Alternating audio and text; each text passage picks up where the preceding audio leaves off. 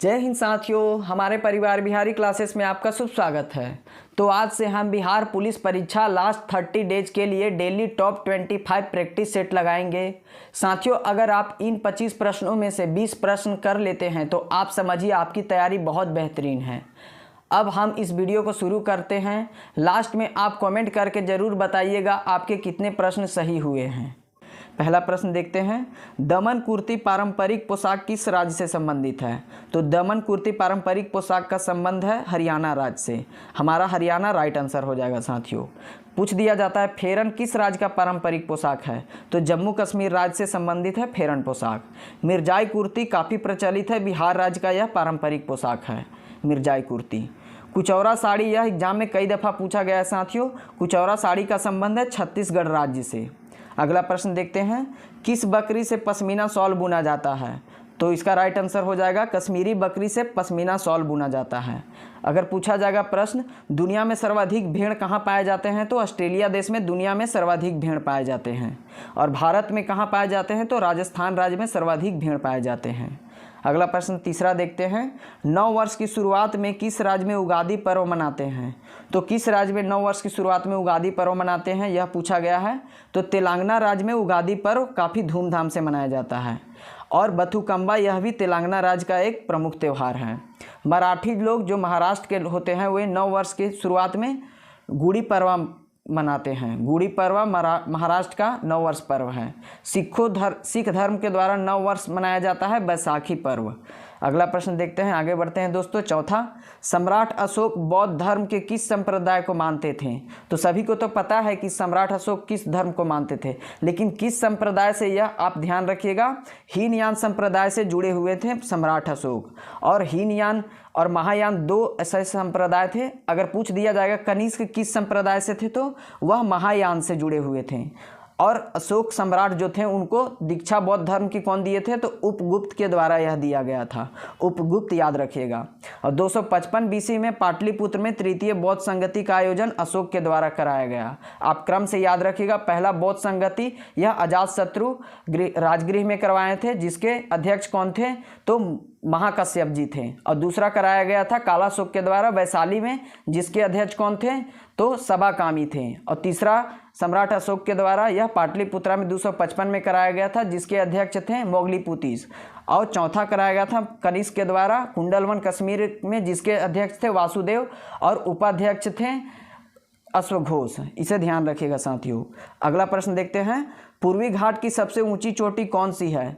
तो पूर्वी घाट की बात किया जा रहा है, तो इसकी सबसे ऊंची चोटी है महेंद्रगिरी। यह उड़ीसा राज्य के गंजम जिले में स्थित है। पश्चिमी घाट की सबसे ऊंची चोटी पूछ दिया जाएगा तो अन्नईमुद्दी पश्चिमी घाट की सबसे ऊंची चोटी है। यह पूछा जाता है कि पश्चिमी घाट और पूर्वी घाट का मिलन बिंदु कहाँ है? तो यह नीलगिरी पर्वत उसकी मिलन बिंदु है। नीलगिरी पर्वत की सबसे ऊंची चोटी पूछ दिया जाएगा तो दोदा बेटा हमारा राइट आंसर हो जाएगा साथियों। और भी फैक्ट याद रखते हैं कि सबसे प्राचीन पर्वत का नाम क्या है? तो अरावली पर्वत है, जिसके प्रमुख सबसे ऊंची चोटी का नाम है गुरु शिखर। इसे भी ध्यान रखिएगा साथियों। हमारा यह पिक्चर के माध्यम से समझाने का तरीका, हमारा यह एक्स्ट्रा फैक्ट वाला कंटेंट आपको पसंद आता है तो प्लीज़ आप अपने सभी साथियों को यह क्लास के बारे में बताएं और इस चैनल को सब्सक्राइब कर लें। अगला प्रश्न देखते हैं, छठा, हैंड इन हैंड युद्ध अभ्यास किन दो देशों के बीच होती है? तो यह काफ़ी इजी सवाल पूछ दिया गया। तो भारत और चीन के बीच हैंड इन हैंड युद्ध अभ्यास होती है, इसे ध्यान रखिएगा। और मैत्री युद्ध अभ्यास पूछा जाएगा तो थाईलैंड के साथ मैत्री युद्ध अभ्यास होता है। और मित्र शक्ति श्रीलंका के साथ होता है और सिम्बेक्स सिंगापुर के साथ। इस तरह याद रखिएगा, सी से सिम्बेक्स और सी से सिंगापुर। और मित्र शक्ति जो कि भारत के एकदम नज़दीक मित्र है लेकिन उसके पास शक्ति नहीं है, तो वह पावरफुल नहीं है। देश कौन है? श्रीलंका है। और मैत्री यानी कि भारत के कई सारे लोग पर्यटन के लिए थाईलैंड जाते हैं, तो वह मित्र की तरह है। तो थाईलैंड में मैत्री युद्ध अभ्यास होता है। अगला प्रश्न देखते हैं, वर्मा भारत से कब अलग हुआ था? तो भारत से वर्मा को अलग कर दिया गया 1937 में। और साथ ही याद रखिएगा बिहार और बंगाल को कब अलग किया गया था? तो 1912 में, जिसमें बिहार में उड़ीसा भी सम्मिलित था। और जब 1936 ईस्वी आया तो बिहार को उड़ीसा से भी अलग कर दिया गया। और गुजरात को पूछा जाता है गुजरात और महाराष्ट्र कब अलग हुआ था? तो 1 मई 1960 को गुजरात और महाराष्ट्र अलग हुए थे। अगला देखते हैं प्रश्न दोस्तों, वनस्पति तेल से वनस्पति घी बनाने की किस गैस का प्रयोग किया जाता है? तो वनस्पति तेल से वनस्पति घी बनाया जाता है, उसमें हाइड्रोजन गैस का प्रयोग किया जाता है और इस विधि को हाइड्रोजनीकरण कहते हैं। इसे भी ध्यान रखिएगा, एग्जाम में पूछा जाता है। लेंथेनाइट एवं एक्टेनाइट्स को किस तत्व के नाम से जानते हैं? तो लेंथेनाइट और एक्टेनाइट को आंतरिक संक्रमण तत्व के नाम से जानते हैं। एग्जाम में पूछा गया है आंतरिक संक्रमण तत्व किसे कहते हैं? तो लेंथेनाइट और एक्टेनाइट यानी कि एफ ब्लॉक को कहते हैं। लेंथेनाइट और एक्टेनाइट किस ब्लॉक में है? तो एफ ब्लॉक में है और इसमें एंथेनाइट में भी 14 ग्रुप हैं और एक्टेनाइट में भी 14 तत्व हैं। तो लेंथेनाइट का शुरुआत होता है 57 तत्व से लेकर 71 तत्व तक और एक्टेनाइट का शुरुआत होता है 89 तत्व से लेकर के 103 तत्व तक। इसे भी ध्यान रखिएगा साथियों। अगला प्रश्न 10वां देखते हैं, मणिपुर की राजभाषा क्या है? यानी मणिपुर की ऑफिशियल लैंग्वेज पूछा जा रहा है, तो इसका राइट आंसर हो जाएगा अंग्रेजी मणिपुर का ऑफिशियल लैंग्वेज है। जम्मू कश्मीर का ऑफिशियल लैंग्वेज उर्दू है और गोवा का ऑफिशियल लैंग्वेज पूछा जाएगा तो कोंकणी इसका राइट आंसर हो जाएगा। और मिजोरम का मिजो हो जाएगा साथियों। इन सभी प्रश्नों को याद रखेगा, एग्जाम में कई दफ़ा पूछा गया है। अगला प्रश्न देख लेते हैं, गोपाल कृष्ण गोखले के गुरु कौन थे? तो एमजी रानाडे साहब जो थे गोपाल कृष्ण गोखले के गुरु थे। यहाँ ध्यान रखिएगा, सीक्वेंस से याद रखिएगा। गांधी जी के गुरु कौन थे? तो गोखले साहब थे और गोखले साहब के गुरु कौन थे? तो रानाडे थे। उसी तरह यहाँ भी ध्यान रखिएगा, विदेशी लोग हैं कुछ। सिकंदर के गुरु जो अलेक्जेंडर है उनके गुरु कौन थे? अरस्तु थे और अरस्तु के गुरु पूछ दिया जाएगा तो सुकरात। एक बार और देख लेते हैं, गांधी के गुरु गोखले और गोखले के गुरु रानाडे, सिकंदर के गुरु अरस्तु और अरस्तु के गुरु सुकरात। इन्हें याद रखेगा, एग्जाम में पूछा जाता है। अगला प्रश्न देखते हैं, दिनेश गोस्वामी समिति का संबंध किस क्षेत्र से है? तो बैंकिंग सुधार से संबंधित है दिनेश गोस्वामी समिति, जिसका गठन 1990 में किया गया था। इसे भी ध्यान रखिएगा। आगे कुछ समितियां देखते हैं जो एग्जाम में पूछा जाता है। तेंदुलकर समिति का संबंध है गरीबी से और काका केलकर समिति का संबंध है पिछड़ा वर्ग आयोग से। इसे ध्यान रखिएगा। अगला प्रश्न देखते हैं, मद्रास हाईकोर्ट की स्थापना कब हुई थी साथियों? तो 1862 में मद्रास हाईकोर्ट की स्थापना हुई थी और साथ ही साथ और भी यानी तीनों प्रेसिडेंसी में हाईकोर्ट बना था 1862 में। मद्रास, बम्बई और कोलकाता, यह तीनों प्रेसिडेंसी में। अगला देखते हैं, 1774 जब 1773 का रेगुलेटिंग एक्ट आया, उसके जस्ट एक साल बाद 1774 में कोलकाता में सुप्रीम कोर्ट की स्थापना किया गया था, जिसके चीफ जस्टिस कौन थे? Sir Elijah Impey. एग्जाम में पूछ लिया जाता है इसका नाम। अगला प्रश्न देखते हैं, भारत के प्रथम रक्षा मंत्री कौन थे? तो भारत के प्रथम रक्षा मंत्री का नाम था बलदेव सिंह। रक्षा किनके हाथ में रहता है? तो जिनके पास बल रहेगा वही रक्षा कर सकते हैं। तो भारत के प्रथम रक्षा मंत्री बलदेव सिंह, याद रखिएगा। रेल मंत्री प्रथम कौन थे भारत के? तो जॉन मथाई भारत के प्रथम रेल मंत्री थे। वित्त मंत्री पूछ दिया जाएगा तो सन्मुखम चेट्टी जो थे वित्त मंत्री भारत के थे प्रथम। और अगला प्रश्न देखते हैं 15वां, साइमन कमीशन भारत क्यों आई थी? यह एग्जाम में कई बार सबको तो पता होता है कि साइमन कमीशन कब आई थी, लेकिन यह नहीं पता होता है कि क्यों आई थी। तो इसे आप याद रखिएगा। 1919 में भारत शासन अधिनियम बना था, उसकी समीक्षा के लिए प्रत्येक 10 वर्ष बाद साइमन कमीशन भारत आना था। यह सफ़ेद कमीशन के नाम से जाना जाता था। क्यों? क्योंकि इसके 7 सदस्य थे जो कि सातों के साथ ब्रिटिश अंग्रेज थे, इसलिए साइमन कमीशन के नाम से जाना जाता है। साइमन कमीशन की स्थापना कब हुई थी? तो 1927 में इसकी स्थापना हुई थी। और भारत कब आया था? तो 1928 में। और पंजाब केसरी जो थे लाला लाजपत राय साइमन कमीशन के विरोध करते समय साइमन गो बैक का नारा दिए और उसी समय लाठी से मारकर इनकी हत्या कर दी गई थी। इसे भी ध्यान रखिएगा साथियों। आगे देखते हैं प्रश्न नंबर 16, AK-47 राइफल का आविष्कार किसने किया था? तो यूपीएसआई के एग्जाम में यह प्रश्न पूछा गया था। AK-47 के आविष्कारक का नाम तो मिखाइल कलाशनिकोव इनका नाम था, जो कि रूस के एक इंजीनियर थे। याद रखेगा, मिखाइल कलाशनिकोव AK-47 के आविष्कारक थे। परमाणु बम पूछ दिया जाएगा तो ओपेनहाइमर द्वारा परमाणु बम का आविष्कार किया गया था, जो कि अमेरिका के एक वैज्ञानिक थे। टैंक का आविष्कारक कौन थे? तो ब्रिटेन के एक इंजीनियर थे जॉन फेंडर टैंक के आविष्कारक थे। अगला प्रश्न 17 देखते हैं, ब्राज़ील जलधारा किस प्रकार की जलधारा है? तो ब्राज़ील जलधारा एक प्रकार की गर्म जलधारा है। और आगे देखते हैं और भी गर्म जलधारा, गल्फ स्ट्रीम, यह भी गर्म जलधारा, एग्जाम में कई बार पूछा गया है। और अलास्का, यानी कि ब्राज़ील, गल्फ और अलास्का, यह तीनों गर्म जलधारा हैं। और ठंडी जलधारा देख लेते हैं एग्जाम में पूछा जाने वाला। हम्बोल्ट जलधारा, लेब्राडोर जलधारा और कैनारी जलधारा, यह तीनों ठंडी जलधारा है, इसे भी याद रखिएगा। आगे बढ़ते हैं प्रश्न नंबर 18। अंतर्राष्ट्रीय ओलंपिक कमेटी की स्थापना कब हुई? तो कमेटी की स्थापना पूछा जा रहा है, तो 1894 में ओलंपिक कमेटी की स्थापना हुई थी, जिसका मुख्यालय ल्यूसाने स्विट्जरलैंड में स्थित है।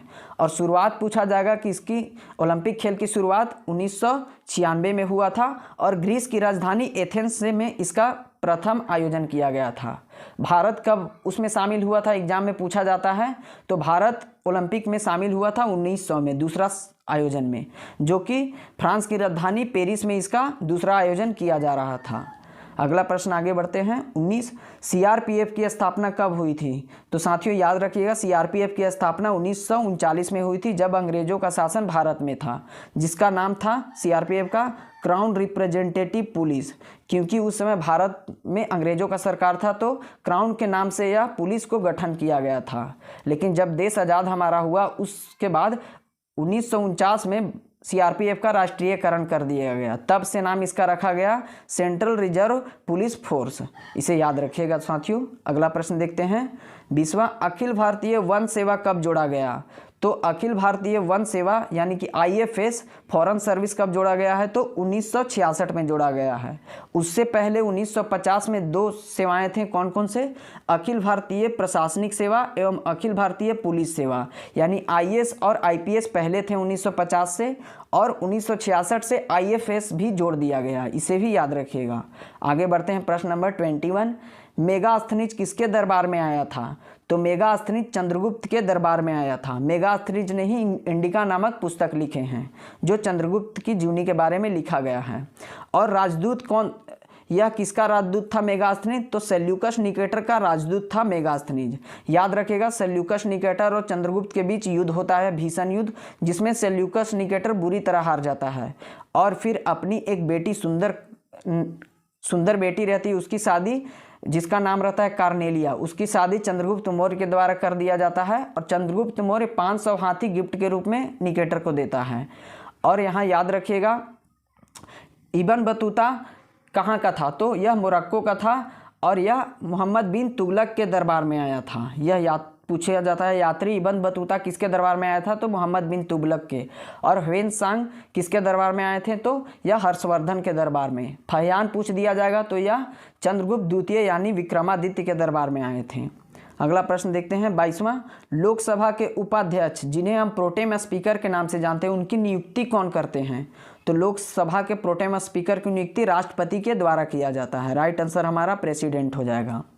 और अध्यक्ष की नियुक्ति कौन करते हैं? लोकसभा के अध्यक्षों की नियुक्ति सांसद जितने भी होते हैं वे सभी मिलकर एक अध्यक्ष चुनते हैं। देखते हैं राष्ट्रपति द्वारा नियुक्त किया गया और भी पद, तो प्रधानमंत्री राष्ट्रपति ही नियुक्त करते हैं और राज्यपाल राष्ट्रपति के द्वारा नियुक्त किया जाता है। उपराज्यपाल यह भी राष्ट्रपति, और महान्यायवादी अटॉर्नी जनरल ऑफ इंडिया यह राष्ट्रपति के द्वारा नियुक्त किया जाने वाला पद है। आगे देखते हैं प्रोटीन किस खाद्य पदार्थ में सर्वाधिक पाया जाता है? तो सोयाबीन में प्रोटीन सर्वाधिक मात्रा में पाया जाता है साथियों। प्रोटीन और कार्बोहाइड्रेट में 1 ग्राम खाने के बाद 4.2 कैलोरी हमें ऊर्जा प्राप्त होती है। याद रखेगा, प्रोटीन और कार्बोहाइड्रेट दोनों में 1 ग्राम अगर आप खाइएगा तो 4.2 ग्राम आपको कैलोरी मिलेगा ऊर्जा।